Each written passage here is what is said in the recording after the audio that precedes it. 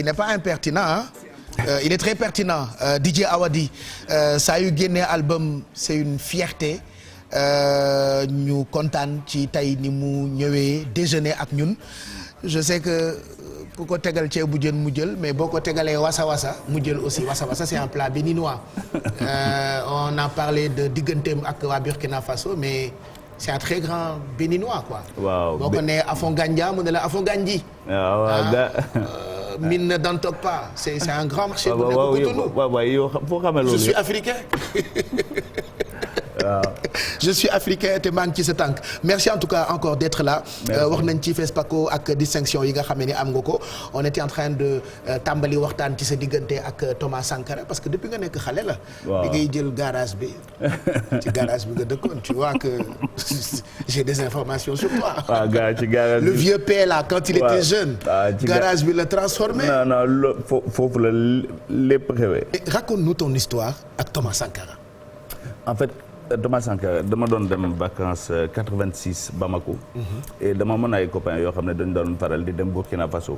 et chaque fois saa yu ñu dellusee Bamako il me disait non mais président ba fa nekk guerrier la jantal la xam nga temps yi aussi c'est le temps de Rambo tout ça. donc xam nga dañu faa woon ku sol tenue dañ lay faa. parce que man bëggoon naa def Prytanée militaire. mais ma yéex a def examen bi donc defuma ko. bon peut-être que c'est pour ça que je suis en vie parce que xam naa ne su ma doon militaire def naa coup d'état yàgg na. mais tu n'oses pas hein? Non mais on était dans ça. bu mu jëm kaw. non fii laa ko waxee. ok voilà bu mu jëm kaw. voilà mais heureusement donc j'ai pas fait le Prytanée mais je rêvais de ça et donc Thomas Sankara sama copain yi nekkoon Prytanée. il m'en parlait parce que Prytanée on avait des copains yoo xam ne ñii ay Burkina lañ Haute-Volta lañ jóge woon ñii. tous les pays voilà tous les pays là et puis chaque fois bon c'est de là que j'entends parler de Sankara ma fan ko. sans savoir réellement tout c'est après bu nga ci fan de lui mais après ngay commencer xam lu mu def ci dëkkam. mooy autosuffisance alimentaire mooy opération coup de poing yi pour la santé. mooy comment lui-même nu mu tabaxee raay bi tu vois. en se passant de l'aide extérieure xam nga ay dafa teg affaire yoo xam ne ba tey c'est solide mu nekk nit ku intègre jëlul xaalisu réew mi pour boppam dem naa ci néeg bu mu doon fanaan amul toilette intérieure kër bu ndaw la mu ngi Ouagadougou ba léegi. donc yow tu as aimé Thomas Sankara parce que tes amis t'ont raconté. waaw c'est d'abord comme ça que j'ai. noonu la amul bi tàmbalee quoi. man je pensais que ay mbokk ngeen. ma foogoon ni sa maam la. non bokkuñu dara xaw ma ko woon. ok après que j'ai connu toute la famille et puis ñu intégré ma aussi ci famille bi. mais dama ko faawoon. sans savoir même philosophie. faawoon naa lépp luy révolutionnaire mais je savais pas sans plus. c'est après que j'ai appris et plus may jàng ci Thomas Sankara plus ma certitude ne direction bu mu tracé direction bi ci la ñu war a dugg suñu bëggee Afrique génn ci marasme bu mu nekk nii. et puis combat yi mu doon mené à l'époque ba léegi mooy combat yi ñu war a mener pour Afrique war ko mener pour Sénégal war ko mener pour tous les autres pays autosuffisance alimentaire. ouais et à l'époque la ko doon contre combattre la dette. ouais. discours Addis Abeba contre la dette. Ouais. son discours à l'ONU. mais soo déggee lu muy wax di ko jëfee aussi ci dëkkam. le combat contre la corruption dans son pays. intégrité dans son pays. tu te dis bah écoute lii mooy voie bi quoi et donc et par exemple féminisme. combat yëpp pour l'environnement. Sankara mu ngi ko doon wax déjà depuis 84. Très longtemps, ouais. Et aujourd'hui ci loolu lañ nekk tey quand on parle d'annulation de la dette ci biir Covid bi dégg nga gars yi di wax il faut annuler la dette. mais lui il parlait de ça depuis très longtemps. ok tu vois l'aide au développement. aussi am na lu mu ci wax. donc franchement visionnaire la je pense qu'il était trop en avance sur son temps aussi. tey bu ñu demee ba ibiwaat procès et que jusqu'à présent oui dañ ko rey am na ay preuves mais ba léegi dara leerul qu'est-ce que ça te fait en tant que sankariste. en tant que sankariste ça fait 34 ans ñu ngi xaar la vérité et la justice ñu mën a àtte lii ci dëgg. démb un des militaires boobu xam ne mu ngi yoon ci commando bi nee na. bu ñuy dem kër Blaise Compaoré la ñu jógee at Yacine Kafando pour dem rey Thomas Sankara dafa génne les mains en l'air gars yi dóor ko bal. mu mel ni Blaise moo leen yónni waaw benn soldat ba ko bu bokkoon ci peloton bi. ok donc moom wax na ko démb quoi devant la cour. loolu dëgg boobu ñu ngi koy xaar depuis 34 ans. tu te rends compte que depuis 34 ans jabar ji gisul néewul Thomas jëkkër ji musu ko gis. ah bon. donc elle ne peut pas faire son deuil. doom yi gisuñu néew bi. il ne peut pas faire leur deuil doom yi musuñu dellu Ouagadougou ba tey. pourtant il a pourquoi parce que dañu ragal dellu Burkina. oui non parce que mais protagonistes yëpp ñu ngi dund waa. ñi ko rey ñu ngi Ouagadougou ba léegi. à part Blaise. ak Yacine Kafando. mais sinon ñëpp ñu ngi foofu. ñi ko rey quoi. te musuñu am dëgg bi la vérité et la justice pour Thomas Sankara procès boobu c'est pour ça que il avait 12 compagnons. ñooñu kenn famille yi kenn du def deuil. il faut qu'on puisse faire le deuil. tu vois et puis même je pense que Afrique dafa soxla dëgg boobu. pour que enfin lu ñuy wax France-Afrique mën a jeex. pour que enfin l'Afrique fasse la paix avec elle-même. tu vois à un moment. Ça fait mal que des situations comme des Sankara continuent. Tu vois, démb, c'était Kadhafi. C'était devant nous. Et demain, ce sera qui? Donc, il faut nous régler le problème pour que l'Afrique puisse aussi faire la paix avec elle-même. Mais est-ce que Afrique mën na demal boppam? Oui, Afrique mën na demal boppam. lu ñu tuddee France-Afrique boobu ba tey mais est-ce que Afrique pare na pour demal boppam? Afrique yàgg na pare. ñun ñoo koy gëm. nit ki da ngay gëm ne yow pare nga pour dem. Sankara dafa gëmoon ne mën na dem. Kagame gëm na ne mën na dem. tu vois. les Ghanéens gëm nañ ne mën nañ dem. mais phénomène yi jël pouvoir avec des armes lu tax mu récurrent trop Afrique. muy ñëwaat. waaw.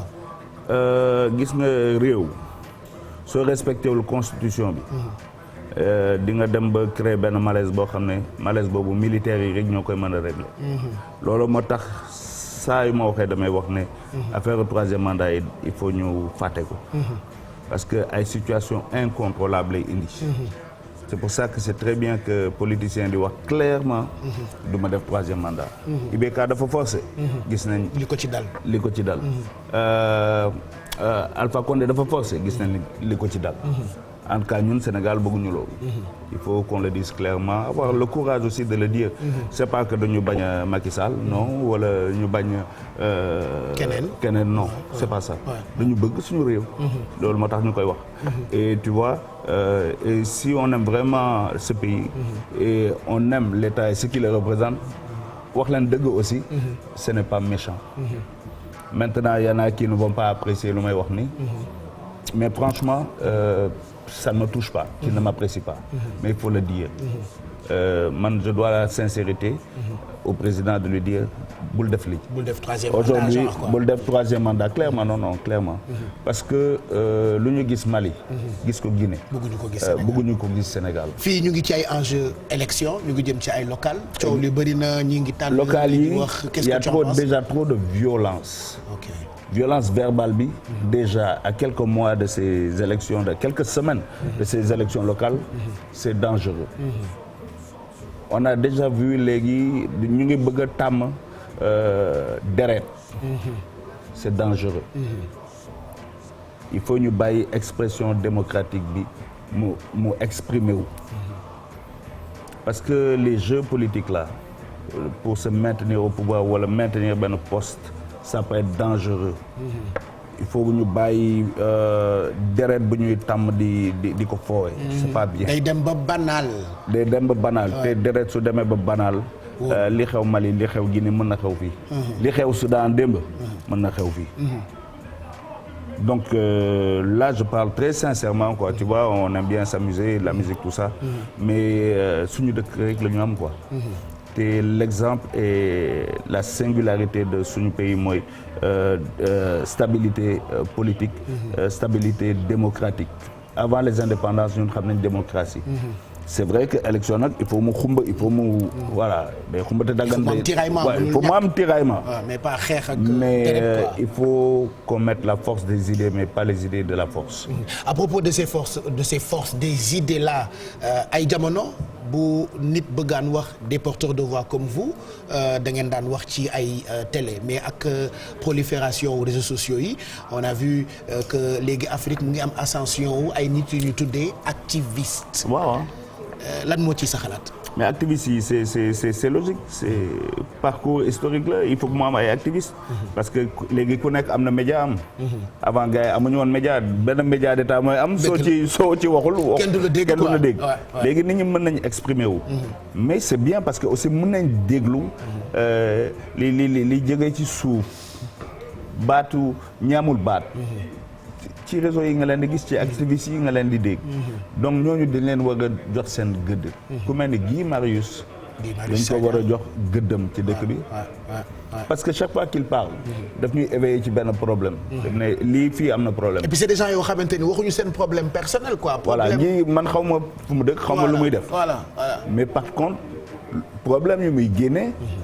daf ñu war a yee. ñu régler problème yooyu. donc c'est pour ça que activiste sincère c'est important. tu vois et il y en a beaucoup d'autres moom laa jël comme exemple il y en a beaucoup d'autres il y a des féministes il y a beaucoup de genres d'activisme. et c'est important. Voilà, et c'est pour ça nga baal ma je vais en profiter pour rappeler qu'on a encore nos frères Kilifeu ak Simon ñu ngi ci biir. Qu'est-ce que tu penses de cette situation? Écoute, ça me fait mal. Ça me fait mal. C'est une histoire qui est en justice, donc je peux pas parler de l'aspect de la justice. Mais en tout cas, leur témoigner toute mon affection parce que c'est des frères et dans des moments comme ça, il faut ñu taxaw aux côtés de nos frères. Quelque suy neex on doit être là, mais quand c'est pas su neexul aussi on doit être là, bien que c'est vrai que image yi rafetul. ñu gis mais c'est des frères et suñu devoir mooy nekk à seen côté. tendance su weeraate bi am Sénégal lu mënti xew en secret léegi on filme diffusé ko internet ñëpp jot ci bonne chose ou mauvaise chose. Écoute, mauvaise chose mais c'est partout dans le monde du Sénégal kese. Aujourd'hui moom da ngay nekk benn restaurant. kii di sàcc di la snap xam nga mel ni day kii. kenn ñemetul def dara voilà kenn ñemetul def dara donc c'est dangereux il faut donc légiférer par rapport à ça parce que kenn dootul am vie privée loolu mën na dangereux quoi mais jamono la aussi pour ñu accepter ko et puis on va vivre avec c'est comme le Covid. C'est vrai que jamono la yooyu yëpp nag yi ko waral mooy internet ak fi mu toll à propos de internet dañuy ànd xool li xew biir internet.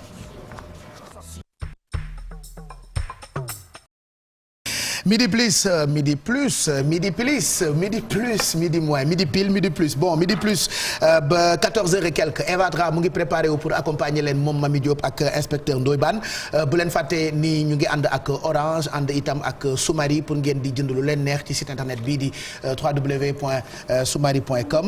heure bi nag heure ataaya la ku ci am warga bi tudd gaynde n'hésitez pas def seen ay 3 normaux.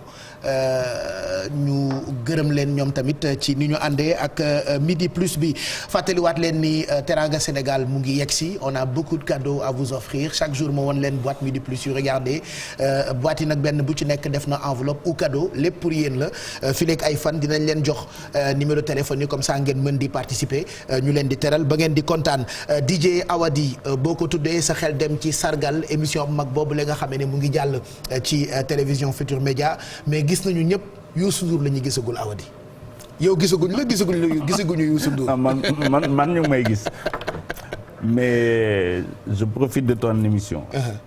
Youssou woo naa ko. xaw ma ñaata yoon ma ne ko grand il faut nga participer mënuma jël say morom yëpp. say naataangoo yëpp. tout le monde sauf yow. parce que au final dañuy ne xanaa da nga far. da nga far wala da nga bañ Youssou Ndour.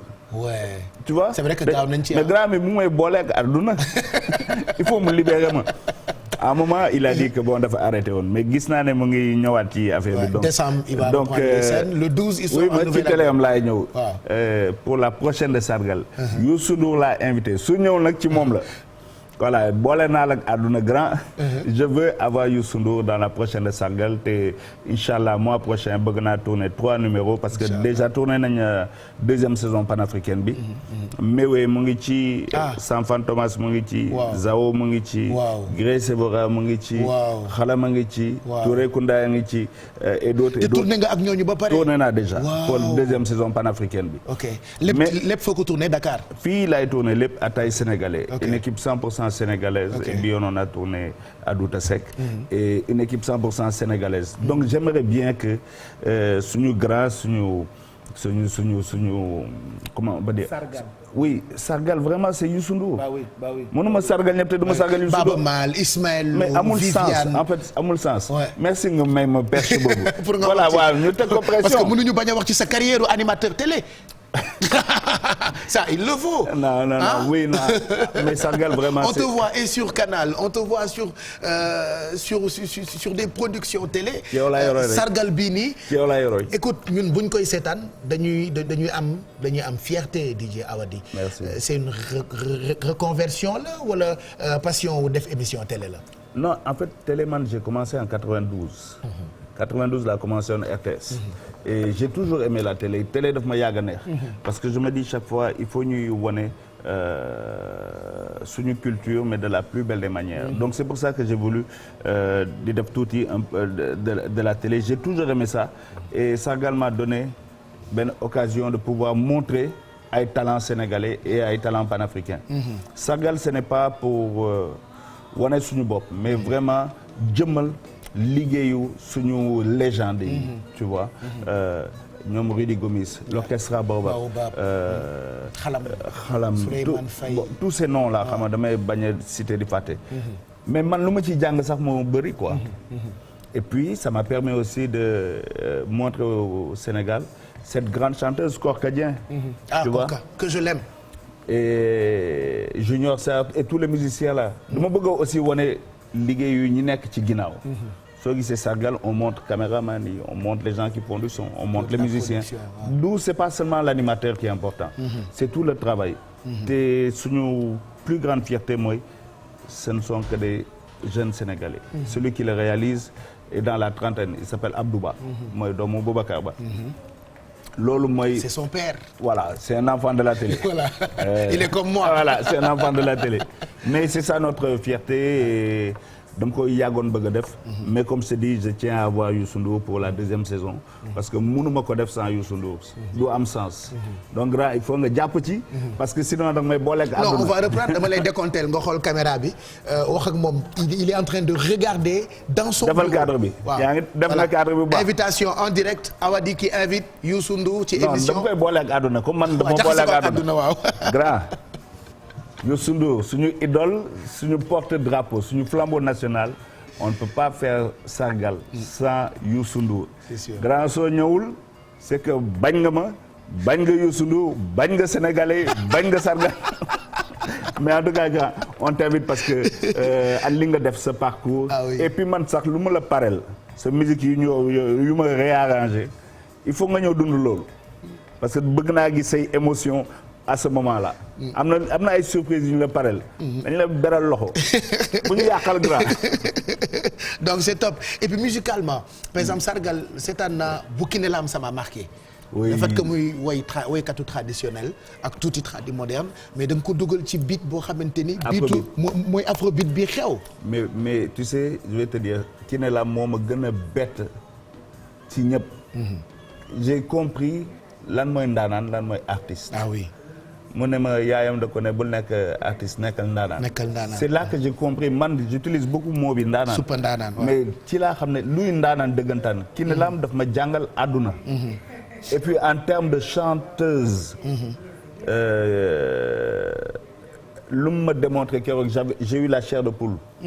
ba tey je pense que c'est les plus belles émissions en tout cas celle qui m'a le plus marqué. parce que man ci beat bi nga ko teg on va. oui il faut que réalisateur bi voilà tegal ñu ko nga xool. am na oui ma one shot la ko def.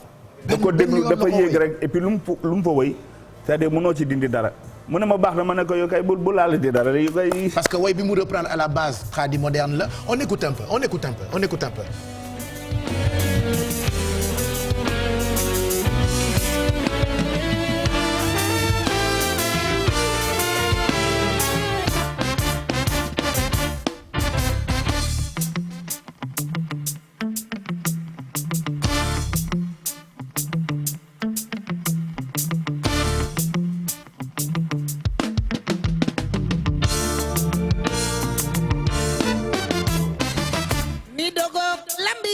mbel góor ndongo mali kumba man sama waay lambi ci mbel góor bàyyi ndey bëgg naa la dogo lambi ci mbel góor dogo fali sama waay lambi ci mbel góor ndongo cam bëgg naa la dogo lambi ci mbel góor ndongo mali kumba man sama waay lambi ci mbel góor ndongo mali sama waay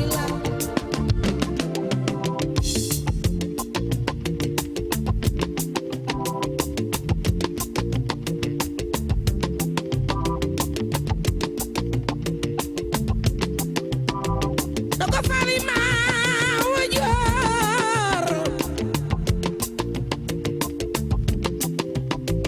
dogo fali ma wajoor kumba samba yayi jaloor jaw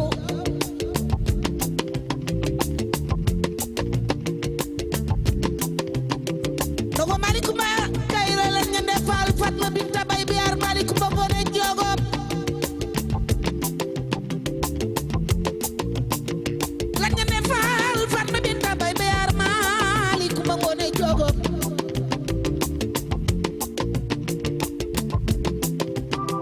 kendo yi sa yaay jaasit sa law dey baayam dogoy baayam mamba xari sa faal samba xëy mi ci njaay mi jéem ku ci lul dameel di teeñ baa sax ngay faralam di dameel kendo yi sa yaay faralam di dameel teeñ bi sama waajaa nga tuubaay nelaw fu may amee ti ku mel ni moom mbaa fu may gisee ti ku mel ni moom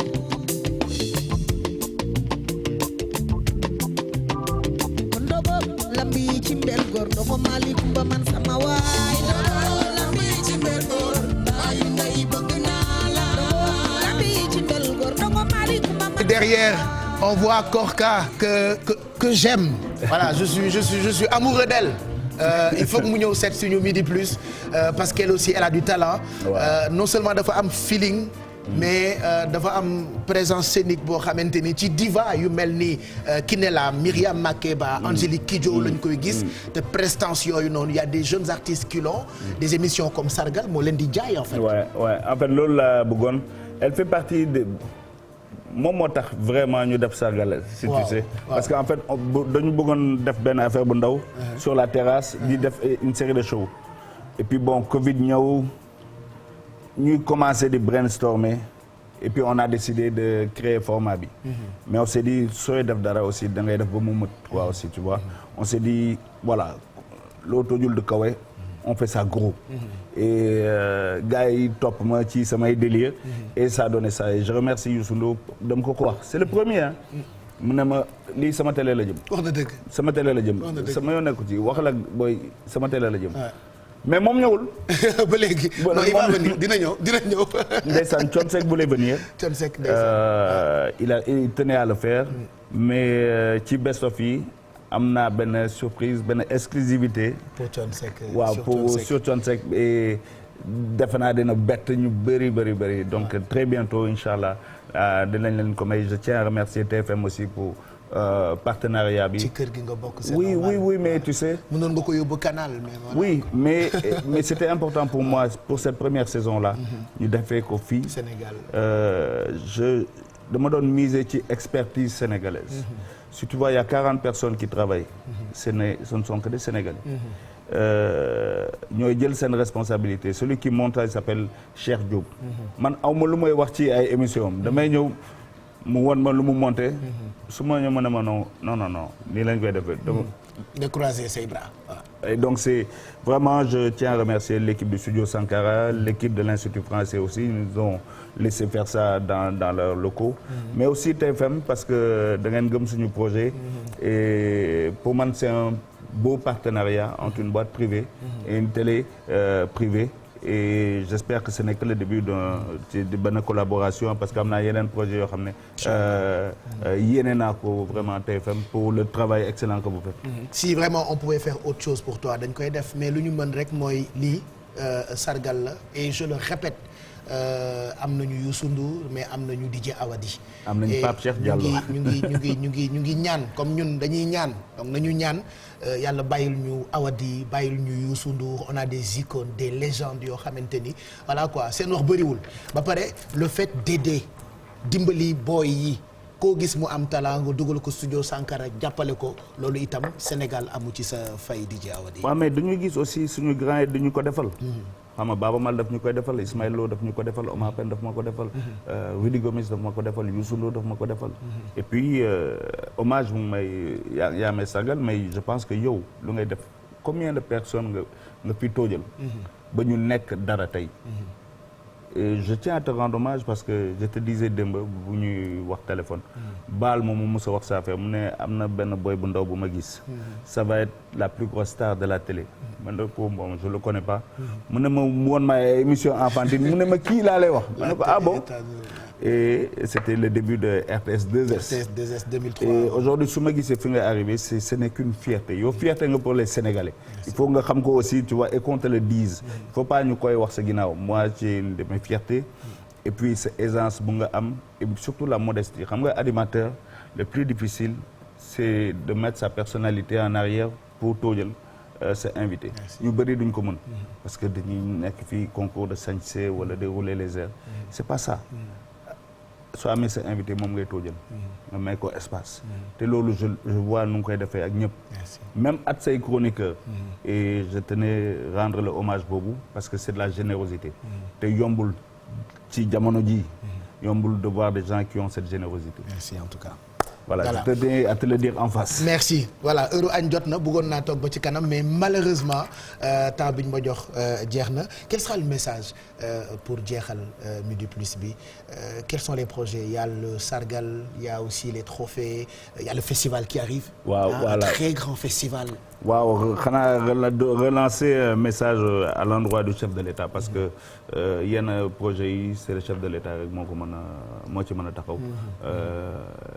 lui demander devant votre caméra une audience pour qu'on parle de la culture sénégalaise ñu delloo culture sénégalaise fu mu war a nekk c'est-à-dire le pays de Senghor dafa war a jël leadership dans la culture dégg naa nee na FOPICA jàll na 2 milliards dina yóbbu Union africaine ci mandatam un fonds panafricain pour le cinéma.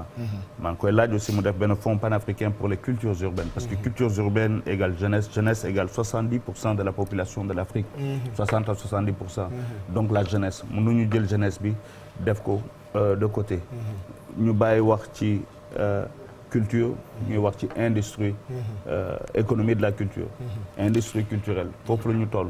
et le Sénégal war na mën a jël les devants. tu vois yenn festival yi comme celui de Saint-Louis ñu mayaat leen doole. qu'il ne soit plus des manifestations. mais des réels festivals avec des vrais moyens. le cinéma et les séries africaines quand je regarde toutes ces séries là. ñu leen yokk xaalis jox producteurs yi.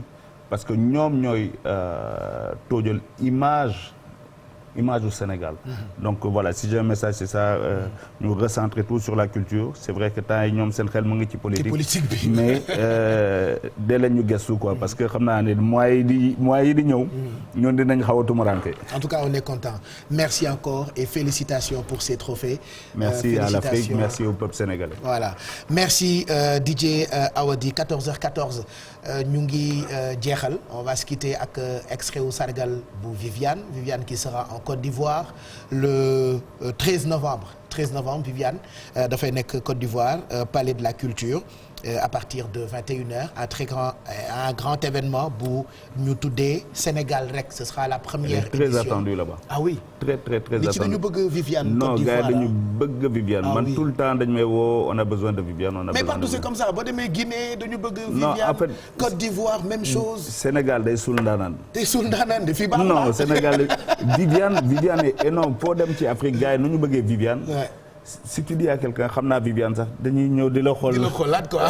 Ah donc xam nga Beyoncé ma ne ko waaw xam naa ko. C'est vrai que c'est notre Beyoncé, c'est une vraie queen donc Viviane qui sera au palais de la culture de la Côte d'Ivoire le 13 novembre 2021 ak événement bi ñu tuddee Sénégal rek on vous donnera d'autres infos concernant ce programme donc ñu jeexal. ak mën naa remercier Bakhaw waaw vas-y mën naa remercier Bakhaw. kooku jarul remercier. Ah jarul il le mérite pas. Bon Bakhaw je ne te remercie pas. il le mérite pas. Bakhaw ne le mérite pas mais lenn sañ naa ko wax li Sénégal di rëy yëpp kenn gënu ko xol. Ah loolu rek doy na. je témoigne. il mérite pas ay remerciements à la télé mais Bakhaw bu Dab Rents Bakhaw booy bi def rasta yi di topp ci ginnaaw Viviane noonu mel ni booyam quoi ah ku ko gën xol Sénégal xaw ma ko donc Bakhaw yàlla na la yàlla jàppale quoi. Merci en tout cas. Merci Didier Awadi. Merci Thioro Mbar Ndiaye pour la coordination avec la rédaction. Apoulaye Lay Makhtar, merci pour cette belle réalisation. Mon ami Tog mu Serigne Fallou ñu ngi lay gërëm bu baax. Il souhaite un bon anniversaire à je vais regarder le message à Amdi Bitey, Chéri Indou Thiam, Mamadou Cissé, ta maman Maymouna Diop et tes frères te souhaitent un joyeux anniversaire. C'est de la part de Tog mu Serigne Fallou. Et puis à Thiawane, on lui souhaite beaucoup de bonheur. Regardez l'affiche. Sénégal rek Viviane qui sera donc au Palais de la Culture samedi 13 novembre à partir de 21h ce sera donc en Côte d'Ivoire et puis ñu ngi jëm FICA foire bi am Kaolack je vous donnerai quelques informations d'ici demain nous tous on sera de la partie on a reçu tellement de messages merci en tout cas de seen fidélité ak télévision Futurs Médias bon appétit et à demain.